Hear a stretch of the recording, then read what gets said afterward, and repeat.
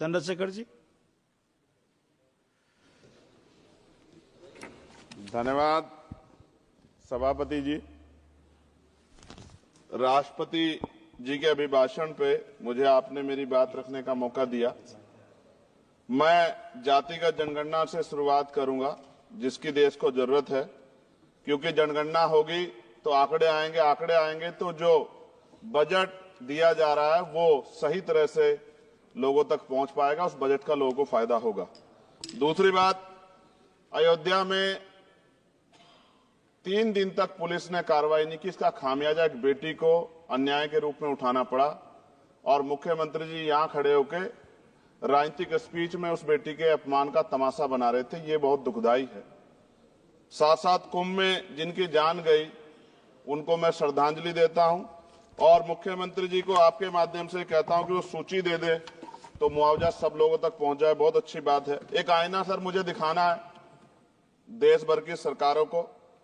यही बागपत के एक बच्चे ने न्याय नहीं मिला सर, आत्महत्या कर ली पार्लियामेंट के सामने, जितेंद्र ने। परभनी में बाबा साहब अम्बेडकर की स्टैचू तोड़ी गई सर, वहां सोमनाथ सूर्यवंशी को पुलिस ने मार दिया सर। यहां पंजाब में सर, अमृतसर में बाबा साहब अम्बेडकर की प्रतिमा पे किस तरह का अपमान किया गया। गोरखपुर में 2 दलित बच्चों की हत्या हुई सर। सूरत में एक दलित बच्ची को फीस ना चुका कारण अपमानित किया गया, उसने सुसाइड कर लिया सर। झुंझुनू में राजस्थान में एक बच्चे की पिटाई की गई मटकी छूने पे सर दोबारा। कठुआ जम्मू में सर एक नाबालिग बच्ची का सामूहिक बलात्कार किया गया सर। साथ साथ सहारनपुर में भूमाफियाओं ने शमशान की भूमि को देवबंद में सर जबरन कब्जा करने की कोशिश की, गोलीबारी की सर। आजमगढ़ में सूरज की हत्या सर हो गई और पुलिस बचाने काम करे अपराधियों को। सर SC ST को पहले जमीन मिलती थी पट्टों के रूप में, कई सरकार ने दी। उन जमीनों को पहले तो दबंगों ने कब्जा के रखा और अब उन जमीनों को सरकार भी छीन रही है सर। शहर में रहने वालों को SC ST को आवासीय पट्टे दिए जाने चाहिए। आजादी के 75 साल भी घर नहीं है, बाद भी SC ST के बच्चों को जो स्कॉलरशिप दी जाती थी, केंद्र और राज्य का आपसे विवाद है कि 60% आप दोगे, 40 हम देंगे। इस चक्कर में कई बार स्कॉलरशिप सब नहीं समय पहुंचती, मानसिक प्रताड़ना होती है, स्कूल परेशान करते हैं, कॉलेज। इसलिए मेरी राय है सर कि 0 बैलेंस पे उन बच्चों का एडमिशन कराया जाए। जब सरकार कुछ करना चाहती तो बच्चों को फायदा हो जाए। और देश भर में सर बहुत सारे छात्रावास बने हैं, लेकिन उन छात्रावास की स्थिति ऐसी है जर्जर, जैसे हमारे स्कूलों की है।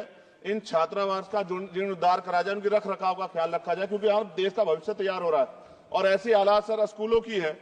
स्कूलों के हालात आप देश भर में, मैं उत्तर प्रदेश से आता हूँ, जाके देखोगे नगीना क्षेत्र में सर अगर स्कूल गिर जाएगा किस दिन बहुत बड़ा हादसा हो जाएगा, कोई पूछने वाला नहीं है सर। बात OBC समुदाय की जाए सर, OBC समुदाय को वक्त आ गया है कि विधानसभा और लोकसभा में आरक्षण जो है सर मिलना चाहिए, जो उनकी पर्याप्त संख्या यहाँ लोकसभा में और सभी स्टेटों की विधानसभा में आ पाए, जो सामाजिक समानता की दिशा में जरूरी कदम है। OBC को भी SC ST की तरह सर प्रमोशन रिजर्वेशन मिले। OBC आरक्षण में जोड़ा गया सर असंवैधानिक है, क्रीमी लेयर, उसको खत्म किया जाए। सरकारी स्वायत्त संस्थानों में भी सरकारी विभाग के समतुल्य पदों को चिन्हित किया जाए तथा उनकी समतुल्यता स्थापित की जाए, ताकि इन संस्थानों में कार्यरत OBC कर्मचारियों के बच्चों को भी आरक्षण का लाभ मिल जाए। सर पत्रकार सुरक्षित नहीं है। पत्रकार मुकेश चंद्राकर की सर भ्रष्टाचार के खिलाफ आवाज उठाने पर हत्या की गई सर। कौन पत्रकार ईमानदार से पत्रकारिता करेगा। किसानों को MSP की कोई लीगल गारंटी नहीं। एक बड़े किसान है दल्लेवाल जी, 69 दिन से सर जीवन और मौत के बीच आमरण अनशन पे है। क्या अब तक किसी दिन उनकी जान चल जाए, सरकार को संज्ञान लेना चाहिए। सर माइनॉरिटी की बात करूंगा, धार्मिक आस्था की बात है, हम तो सभी का सम्मान करते हैं क्योंकि हमने शपथ ली है, हम संविधान को मानने वाले लोग हैं।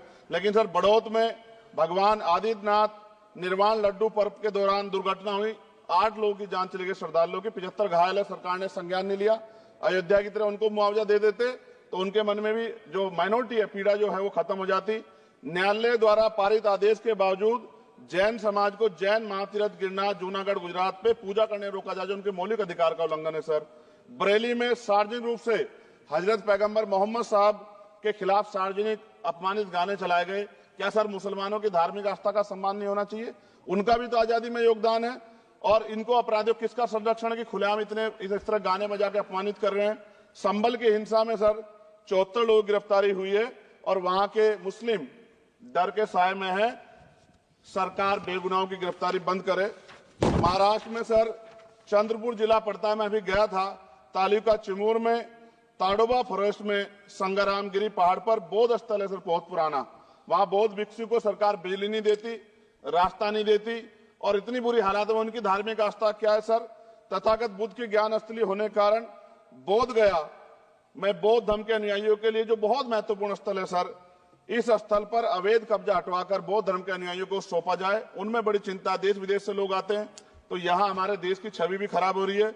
और अभी 12 फरवरी को सदगुरु रविदास जी महाराज की जयंती है और 14 अप्रैल को बाबा साहब अम्बेडकर की, 11 अप्रैल को राष्ट्रपिता ज्योतिबा फुले। इनको मानने वाले लोग नए कार्यक्रम करना चाहते हैं।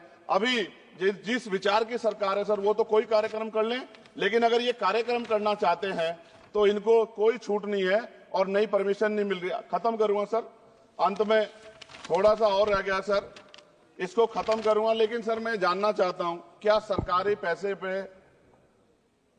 एक ही धर्म का अधिकार है? दूसरे धर्म के धार्मिक आयोजनों पे अभी कुंभ में 7,500 करोड़ रुपए खर्च किया आपने। आप रविदास जयंती पे कितना खर्च करेंगे? आप 14 अप्रैल को डॉक्टर बाबा साहब अम्बेडकर जिनकी जय जयकार होती है, उन पे कितना खर्च करेंगे? और उनके विचारों को आगे बढ़ाने के लिए आप क्या सहयोग करेंगे? ये सवाल बहुत बड़ा है। और अंत में सर मुझे आपसे, आपके माध्यम से सरकारों को कहना है सर, क्या इस देश से दलितों, मुसलमानों, पिछड़ों, आदिवासियों को निकाल देना चाहती है सरकार? जिस तरह से उनके अधिकारों को, स्कॉलरशिप को, उनकी पढ़ाई को, हेल्थ सिस्टम में कोई पैसा नहीं खर्च हो रहा है, क्या उनको निकाल के इस देश को ऐसा देश बनाना चाहते हैं जहां कुछ ही धर्म के लोग रहेंगे? सर मैं ये कहना चाहता हूं, देश सबका है, और अगर सरकार ये तय करके बैठ गई कि वो दलितों, मुसलमानों को, पिछड़ों को, आदिवासियों को निकाल देगी, तो सर ये संभव नहीं। इतनी बड़ी आबादी है, हम अम्बेडकरवादी लोग उनके पक्ष में खड़े हैं, क्योंकि हमने शपथ ली है कि हम हर व्यक्ति का संरक्षण करेंगे।